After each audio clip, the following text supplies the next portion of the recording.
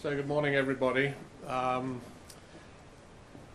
It's very rare to have the opportunity to introduce somebody who really needs no introduction. However, this is one of those rare occasions. We have been very honoured and proud to receive our guest and do a factory tour where quite a few people have got to personally meet and engage with our visitor, and it's been a really fantastic morning for all of us. But without any further ado, I would like to introduce to you the Prime Minister of the United Kingdom, Theresa May.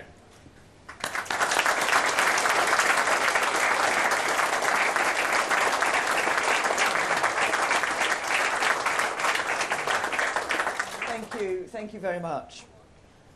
Tomorrow, members of Parliament will cast their votes on the withdrawal agreement on the terms of our departure from the European Union and the political declaration on our future relationship. That vote in Westminster is a direct consequence of the votes that were cast by people here in Stoke and in cities, towns and villages in every corner of the United Kingdom. In June 2016, the British people were asked by MPs to take a decision. Should the United Kingdom remain a member of the European Union, or should we leave? In that campaign, both sides disagreed on many things, but on one thing they were united. What the British people decided, the politicians would implement. In the run-up to the vote, the government sent a leaflet to every household making the case for Remain. It stated very clearly, this is your decision. The government will implement what you decide. Those were the terms on which people cast their votes. If a majority had backed Remain, the UK would have continued as an EU member state. No doubt the disagreements would have continued too, but the vast majority of people would have had no truck with an argument that we should leave the EU in spite of a vote to remain, or that we should return to the question in another referendum. On the rare occasions when Parliament puts a question to the British people directly, we have always understood that their response carries a profound significance. When the people of Wales voted by a margin of 0.3% on a turnout of just over 50% to endorse the creation of the Welsh Assembly, that result was accepted by Parliament. Indeed, we've never had a referendum in the United Kingdom that we've not honoured the result of. Parliament understood this fact when it voted overwhelmingly to trigger Article 50.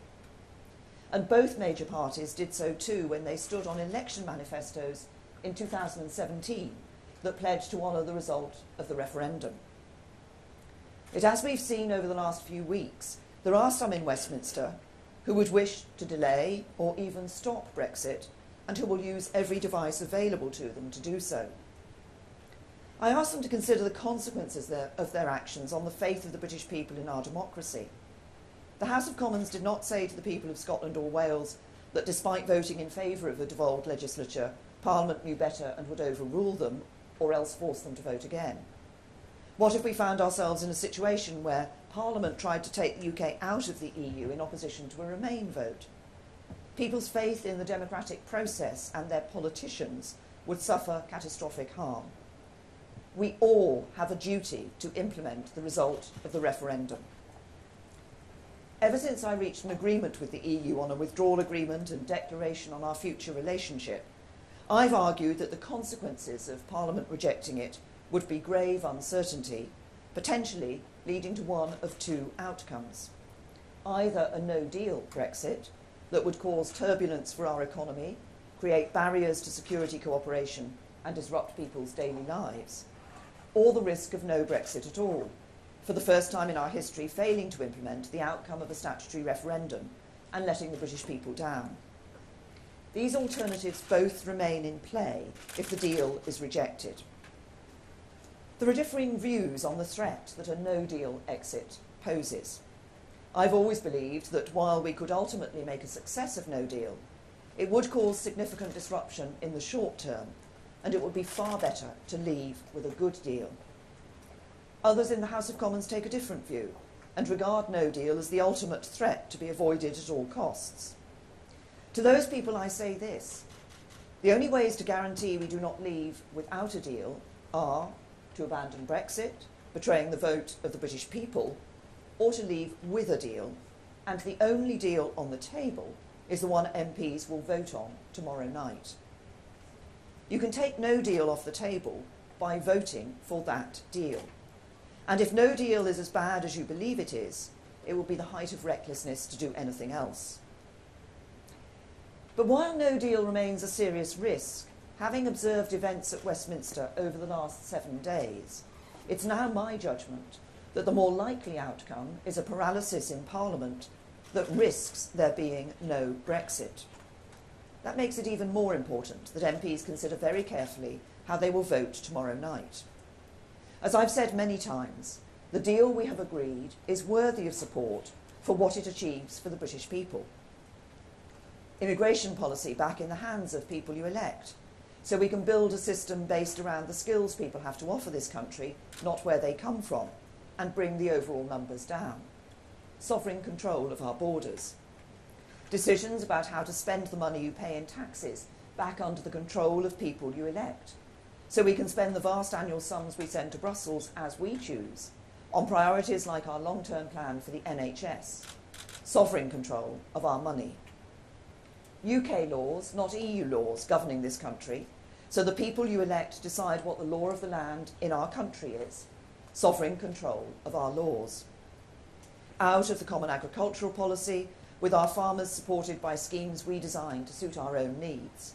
Out of the common fisheries policy, so we decide who fishes in our waters and we can rebuild our fishing fleets for the future. Retaking our seat at the World Trade Organization, so we can strike trade deals around the world that work for British businesses and consumers. The rights of valued EU citizens here guaranteed, and reciprocal guarantees for UK citizens across Europe. The partnerships between our police forces and security services that protect us every day from threats that know no borders, sustained. An implementation period that ensures our departure from the EU is smooth and orderly, protecting your jobs.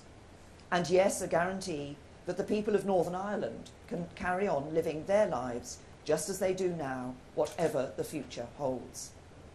These are valuable prizes. The deal honours the vote in the referendum by translating the people's instruction into a detailed and practical plan for a better future. No one else has put forward an alternative which does this. Compare that outcome to the alternatives of no deal or no Brexit. With no deal, we would have no implementation period, no security cooperation, no guarantees for UK citizens overseas, no certainty for businesses and workers here in Stoke and across the UK, and changes to everyday life in Northern Ireland that would put the future of our union at risk. And with no Brexit, as I've said, we would risk a subversion of the democratic process. We would be sending a message from Westminster to communities like Stoke that your voices do not count. The way to close off both of these potential avenues of uncertainty is clear. It is for MPs to back the deal the government has negotiated and move our country forward into the bright future that awaits us. I've always believed that there is a majority in the House of Commons for a smooth and orderly exit delivered by means of withdrawal agreement, and that's why the government tabled the motion for the meaningful vote last month.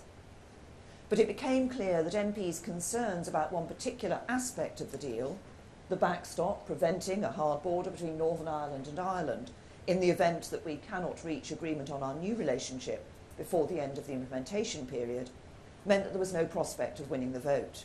So I suspended the debate to allow time for further discussions with the EU to address those concerns. Today I've published the outcome of those discussions in the form of letters between the UK government and the presidents of the European Commission and European Council. I listened very carefully to the concerns that MPs from all sides expressed, particularly the concerns of my fellow unionists from Northern Ireland. In my discussions with the EU, we explored a number of the suggestions made by MPs, both about how the backstop would operate and for how long. The EU have said throughout that they would not renegotiate the withdrawal agreement or reopen its text for alteration, and that remained the case throughout my discussions at the December European Council and since. I also pursued in these discussions a proposal for a fixed date with legal force guaranteeing the point at which the future partnership would come into force, because that is the way to bring an end to the backstop, by agreeing our new relationship. The EU's position was that while they never want or expect the backstop to come into force, a legal time limit was not possible. But while we did not achieve that, we have secured valuable new clarifications and assurances to put before the House of Commons, including on getting our future relationship in place rapidly, so that the backstop should never need to be used. We now have a commitment from the EU that work on our new relationship can begin as soon as possible after the signing of the withdrawal agreement in advance of the 29th of March, and we have an explicit commitment that this new relationship does not need to replicate the backstop in any respect whatsoever. We have agreement on a fast-track process to bring the free trade deal we will negotiate into force if there are any delays in Member States ratifying it, making it even more likely that the backstop will never need to be used. We now have absolute clarity on the explicit linkage between the withdrawal agreement and the political declaration, putting beyond doubt that these come as a package. And finally, the EU have confirmed their acceptance that the UK can unilaterally deliver on all the commitments made in our Northern Ireland paper last week, including a Stormont lock on new EU laws being added to the backstop and a seat at the table for a restored Northern Ireland executive. The legal standing of the significant conclusions of the December Council have been confirmed. If the backstop were ever triggered, it would only be temporary, and both sides would do all they could to bring it to an end as quickly as possible. The letters published today have legal force and must be used to interpret the meaning of the withdrawal agreement, including in any future arbitration. They make absolutely clear that the backstop is not a threat or a trap. Now, I fully understand that the new legal and political assurances, which are contained in the letters from Donald Tusk and Jean-Claude Juncker, do not go as far as some MPs would like. But I'm convinced that MPs now have the clearest assurances that this is the best deal possible and that it is worthy of their support. Two other areas of concern raised and reflected in amendments tabled to the meaningful vote were on the protection of workers' rights and on environmental standards. I could not have been clearer that far from wanting to see a reduction in our standards in these areas, the UK will instead continue to be a world leader. We've committed to addressing these concerns and will work with MPs from across the House on how best to implement them, looking at legislation where necessary to deliver the best possible results for workers across the UK. This afternoon I will set out in greater detail to MPs what is contained in the correspondence I've published today and what it means for our withdrawal. And tomorrow I will close the debate. But as we start this crucial week in our country's history, let's take a step back and remember both what is at stake and what we stand to gain by coming together behind this agreement. Settle the question of our withdrawal, and we can move on to forging our new relationship. Back the deal tomorrow, and that work can start on Wednesday. Fail, and we face the risk of leaving without a deal, or the even bigger risk of not leaving at all. I think the British people are ready for us to move on, to move beyond division and come together, to move beyond uncertainty into a brighter future. That is the chance that MPs of all parties will have tomorrow night, and for our country's sake, I urge them to take it. Thank you.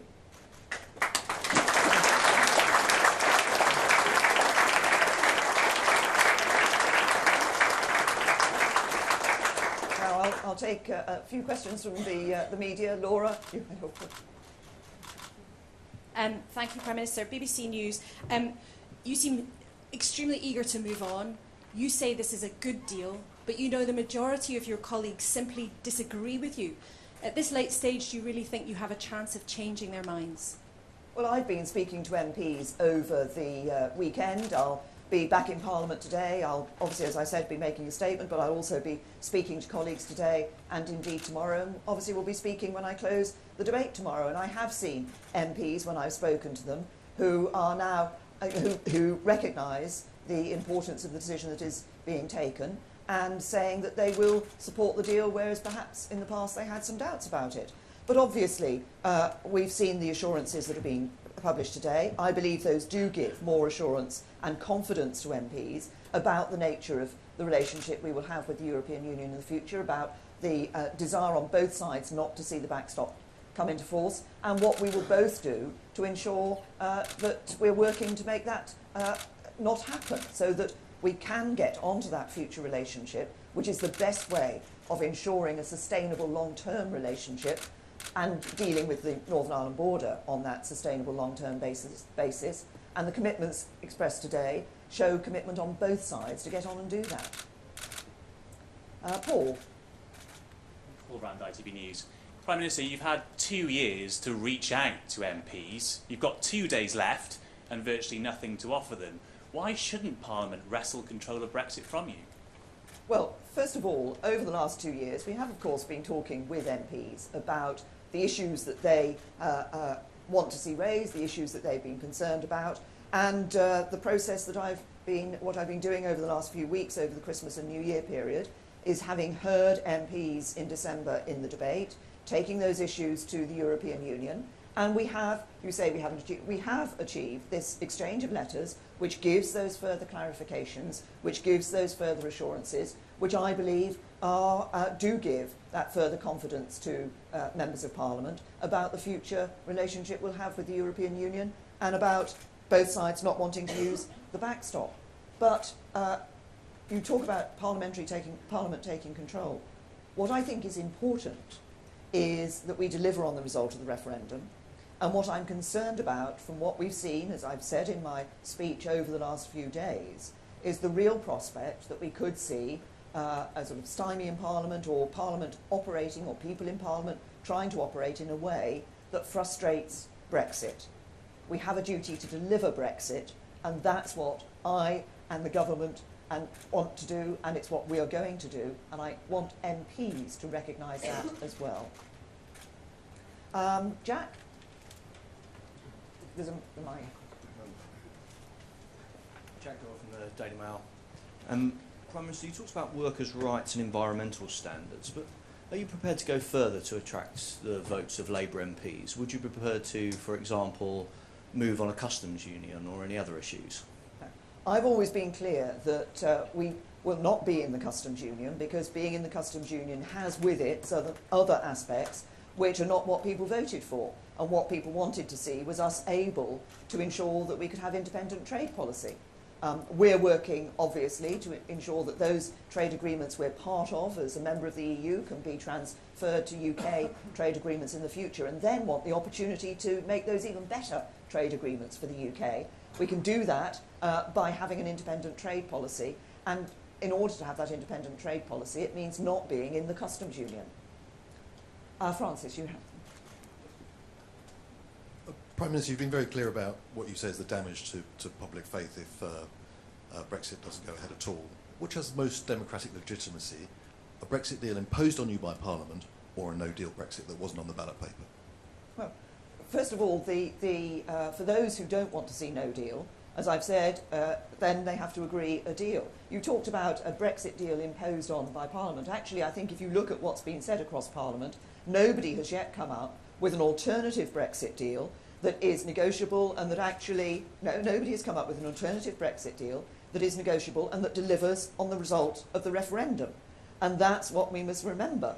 This is not just about negotiating a deal, it's about negotiating a deal that delivers on the result of the referendum, taking back control of money, laws and borders, but also ensures that we do it in a way that maintains jobs, maintains security, protects jobs and security, and protects our union. And that's what the deal does. Did I see Nick from Sky? Good morning, Prime Minister. Nick Martin from Sky News. I just want to add to a question that was mentioned earlier, and it'll perhaps understand where you are in your own mind right now as you stand here. Do you believe that you can get this through tomorrow? I'm sure you hope you will, but do you actually think you will? Well, I'm working to ensure that we get members of Parliament voting for the deal tomorrow. I believe it is important that we deliver on this result, that we don't see a situation where there's a risk that Parliament tries to frustrate Brexit I think over the last few days we've seen that risk increasing. I want to ensure that we deliver on the referendum, that we leave the European Union, and I want to do it on the basis of a good deal that protects people's jobs, protects our security and protects our union. Jess. Prime Minister, the EU are offering an extension of Article 50 potentially until July. Do you categorically rule that out? I don't think, look, we're leaving on the 29th of March. I've been clear that I don't believe we should be extending Article 50, and I don't believe we should be having the second referendum. We have that instruction, we have it from the British people to leave. I believe it's our duty to deliver on that. I want to do it in a way that is smooth, that is orderly, as I've just said, protects jobs and security and protects our union. And now one last question I'll take from Philip Corrigan from the Stoke Sentinel. Phil Corrigan, Stoke Sentinel. You say it's important that people in Stoke-on-Trent feel that they're not being ignored, but it seems that most of the people that are in favour of Brexit don't feel that what you're offering is Brexit. And obviously the people that are opposed to Brexit don't support your deal either. So who exactly are you doing this for? Well, the people of Stoke, I mean, the people here in Stoke, I think, voted nearly 70% to leave the European Union, and that's what we're delivering, and what I and my government will be delivering. And it's, I think, for many people when they voted, obviously people had a number of different reasons why they voted. I think there were some key things that were crucial. I think bringing an end to free movement, so we took control of our borders, was one of them. I think bringing an end to the jurisdiction of the European Court of Justice, so we took back control of our laws, was another.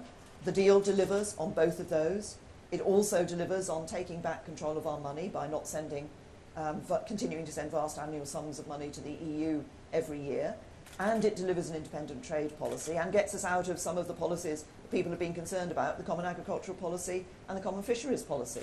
I think those were the things that were of concern to people when they were voting.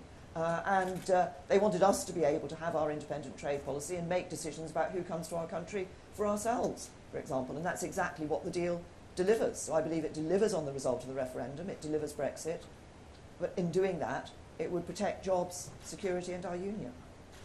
Thank you.